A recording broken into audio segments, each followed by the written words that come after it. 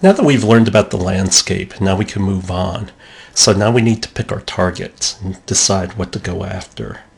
And so how do we define these targets, and how do we know if they're any good? This is the nature of segmentation. And so we're going to learn about the process of segmentation based on our objective, figuring out what our opportunities are, the variables that defined it, and who is it that we're actually going to go after. And that's the nature of targeting. What is a market? One thing I find kind of amusing is in my technology entrepreneurship class, I asked this question to the WP Carey students, and nobody ever answers. But this is what a market is. It's a collection of individuals or companies, and there are two characteristics. One, they share common values, and they're all going to use your product and value your product or service in the same way. The second thing is that they can all communicate with each other. If they can't communicate with each other, you don't have a market. The reason why this is so critical is you need your customers to become marketers for you.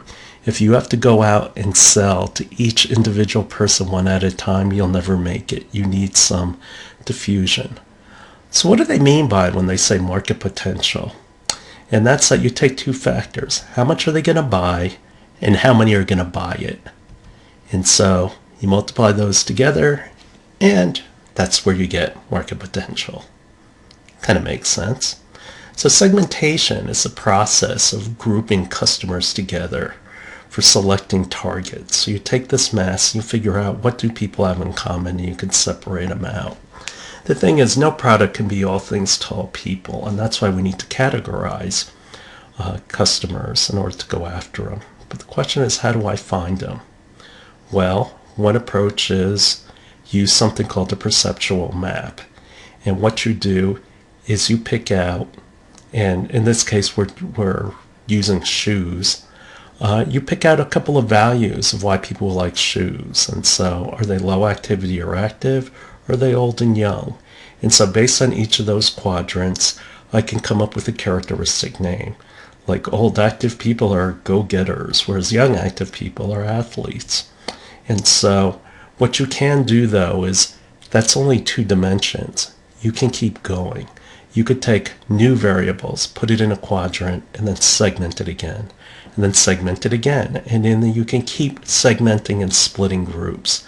Not only that, but you can combine groups together if you think they fit together. A good example is I could take the right side of that map and just lump it all together, and I can all call them I don't know, active people or something like that. So the thing is, why segment? And it's because you need some kind of focus. You just can't throw it out there. You can target your market better.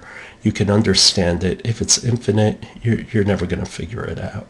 Not only that, by being able to segment, you can communicate better with your customers, and because you're targeting, you can give them better product offerings. And so ultimately though, the reason why you segment is to make money, because you could be more effective, maximize revenue, and minimize your cost. Segmentation variables. What defines segmentation? What are the drivers of it? And it's financials, it's the performance, and it's the characteristics of your customer. Those are the things that will normally define your segment. For example, Toyota cars segment their cars along income. And that's that you have the Corolla and RAV4, which is more for new grads, mid-sized cars for adults who are more comfortable, and luxury cars for those who hit it big. And so that's what Toyota segments its cars along. Segmentation impacts the marketing mix. What am I going to charge? How am I going to distribute it? What features do I want? And how am I going to promote it? How am I going to advertise it? Naturally, for example, in the shoe example, if I'm going after the young people, that's much different marketing than going after older people. What drives a segment is it's a cluster of customers. They value things through economics, usage, and motivation. Same thing, the value proposition. And so I need to determine what variables drive my product use. For example, I'm going to promote an AC/DC concert. I want to sell tickets. That's my product. Well, naturally, age is an issue, that younger kids probably aren't going to like AC/DC, whereas it's more people my age. And so these are the types of variables that we look at, things like demographics. There are a number of different techniques that we can use to apply those variables. And then once we know who our customer is, we can write up a user profile. We can understand who these people are, which will make our promotion much more effective because we know who we're talking to. And I'll continue talking about variables in the next lecture.